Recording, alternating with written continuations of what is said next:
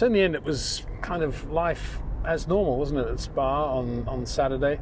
But we shouldn't just dismiss Lewis's pole just like that. These were two brilliant laps, probably getting the most from the car in the two situations he was in. The track getting slightly quicker on the second run, back on the Pirelli red sidewall tyre, the soft tyre, having been on the medium for his quick lap in Q2, so he could start on that tyre tomorrow, and very quickly making that adjustment from the medium back to the soft in terms of braking distances, where he can put the power on, how he should drive the car, and just perfect.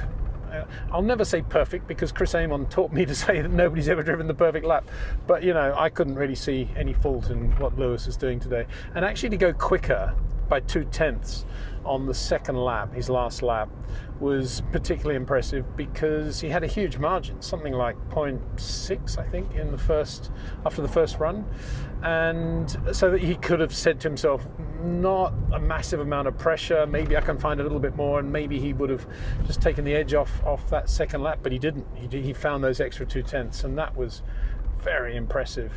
Very impressive.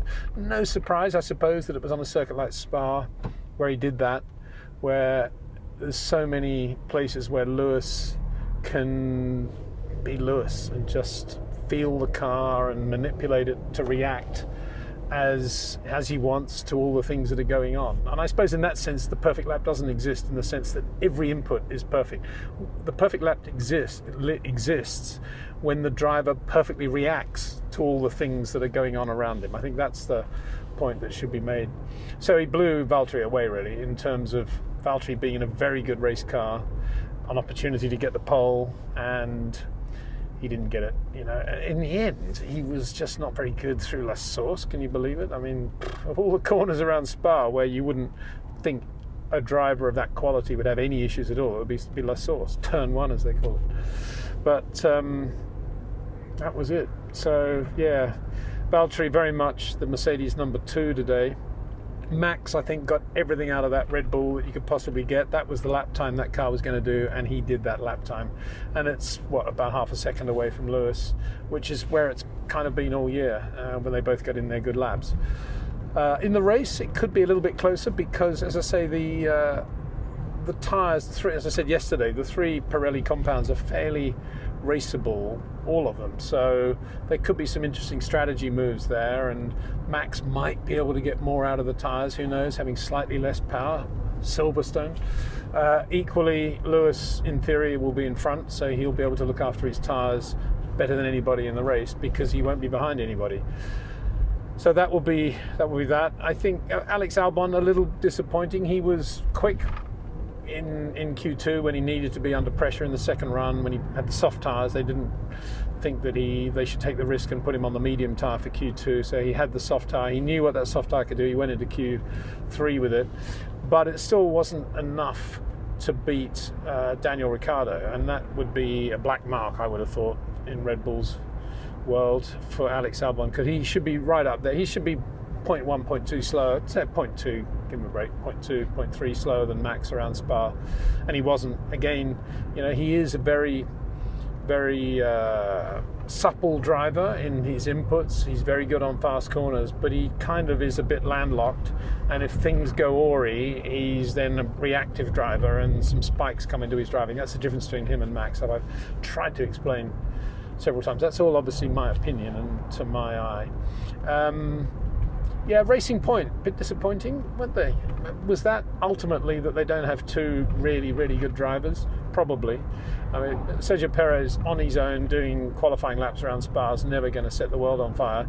He could well race tomorrow. He could race very well tomorrow. He was quick on the hard tyre this morning, very quick on the hard tyre. So he could be in very good shape tomorrow in the race, assuming it doesn't rain. Lance Stroll, pretty good in the wet there, got to say. But both of them, I thought Lance was probably going to be a little bit quicker than he was, too. I don't know. I mean, it brings to mind the whole question of Sebastian Vettel potentially going there and what that team will want. I think if Vettel was driving for them, he would be in a qualifying lap, any given qualifying lap, he's going to be, 0.3. On a circuit like that, he'd be 0.3 quicker than Perez, probably. Maybe a little bit more. which is probably worth a lot to the team. But is it what Stroll wants? Because I think the reason Perez is there and not Ocon is because they didn't want somebody who was going to be showing up Lance too much. If they're going to the next level and they want to become a really good front-running team, I think the Aston Martin branding, then it's a different story. But as they are at the moment, with it being a sort of Stroll family team, then Perez is in many ways the perfect foil for Lance Stroll. Other elements, the AlphaTauris, after all that, didn't actually make it through to Q3, which I suppose is not really surprising on the way it's been going, but they did look pretty good, didn't they, yesterday? So it's a reminder of how much we need to always tone down conclusions that are drawn on Fridays, because you've only got to run the car pretty light when your nearest opponents are running a reasonable amount of fuel, and the whole thing is skewed. But McLaren got both cars into the top 10, and that was another very good job by them as a team and as a pair of drivers and as an overall package in terms of chassis and engine. Although on this occasion, the Daniel Ricciardo Renault package, and you could almost say Esteban Ocon Renault package, a little bit quicker than McLaren Renault around Spa. I think if you put that in the context of where McLaren have been over the last couple of years with their car, I suppose that's not a massive surprise. If Renault have got it right, probably on fast circuits they are going to be slightly quicker. And then we get to Ferrari, who didn't really have anything to talk about after unofficial practice on Saturday morning. They kind of did the same thing as yesterday. Things hadn't improved at all. And it was you know, I've never been a fan of this glib answer of, oh, well, it's where we expect it to be. I mean, Michael kind of started that, I think, years ago. You know, Michael, suddenly you're P9. What's going on? It's where we predicted I would be. I'm not worried at all. As if because it was predicted, it's acceptable. Yeah, well, I mean, it was a little bit like that at Ferrari. And to have Charles Leclerc say, well, you know, we never thought we'd be that good. We made it into Q2. I mean, come on. Put it into the context of real life. And that was an abysmal qualifying session for Ferrari. Of course they should have made Q2, I mean, Pete's sake. But I don't know, Charles was slightly quicker than Seb in the end, put in a very good lap. You'd have to say probably as good a lap as that car was ever going to do. And they were on the soft tyre, of course, in Q2. They were never in a million years going to run the yellow tyre there. But you know, what can you say? I guess we just have to look at the history of it all, and the history of it all goes back probably to the Arriva Bene era, and when he left, basically it's Mattia Binotto, and he didn't get on, and Mattia basically said, look, it's him or me, either he goes or I go. And so they took the decision to keep Binotto and asked Arriva Bene to leave. So Binotto then became technical director and team principal. Now, as I've said several times, I've got a lot of time for Mattia. He's a very good manager of people. He gets the best from people.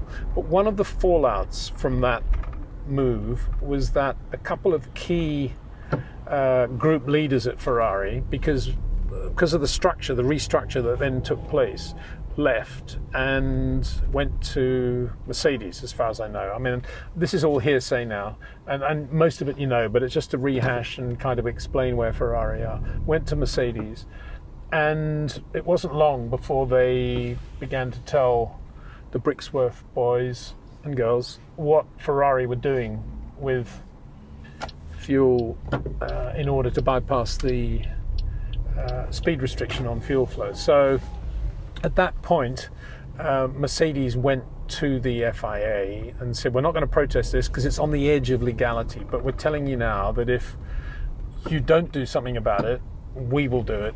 We will do exactly the same thing. We know what they're doing, and we can't not do it because it's a big advantage. And then it's all going to end up in a massive legal drama. Do you really want that? And that's why it sort of happened the way it did, without a real protest going on. And Ferrari got that sort of funny rap on the knuckles, but it wasn't actually a breach of the regulations. It was sort of wishy-washy, and that's where we are. And that kind of threw them sideways, because they lost a lot of power, and then losing that power They've been looking for more in the chassis than the chassis was able to give. The winter comes and they're hoping they've got more power with new revisions, and they're working, designing and building the car around that, and they don't have much more power. And so it's all a mishmash. That's where it all comes from. Now, I suppose, what I say next has to be obviously taken with a pinch of salt, but it just comes from a cynic like me who's been around a long time.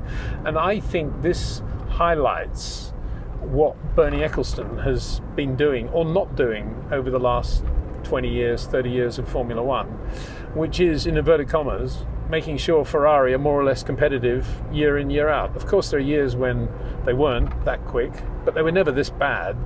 And you could think that in this situation, Bernie probably would have found out about the whole Ferrari engine thing at about the same time as Merck, and would have brought some solution to the table, which involved Ferrari not being so hurt by changes that were going to be made, because other things would have been done to other players in Formula One in order to let them accept what Ferrari were doing, because it's important for Formula One for Ferrari to be successful, important for the business. Everybody makes more money when Ferrari is doing well, to put it bluntly. So that didn't happen, of course, because Formula One is no longer owned by Bernie Ecclestone, and there's a lot more visibility in Formula One, and everything is done according to the book, or as near as you can get to the rule book. And that's another reason, I think, that we're seeing Ferrari in so much trouble. Again, to put it another way, if we were running Formula One 10, 15, 20 years ago the way we run Formula One now, Ferrari probably wouldn't have had all those competitive years and wins, maybe. So that's just my opinion, kind of looking at it from afar. Call it cynical, but I think, most things in life are not that complicated, and usually it is something quite simple like that accounts for something dramatic that happens, because you end up saying, well, why do things change? Why don't they stay the same? Why aren't Ferrari competitive? Last year they were winning the race and they were this and that. This year they're slow. Why? Well, that's why. Very complicated politics versus technology versus rule books, and that's why. And it's not a satisfactory answer for anything really, but it's a kind of explanation of where we are.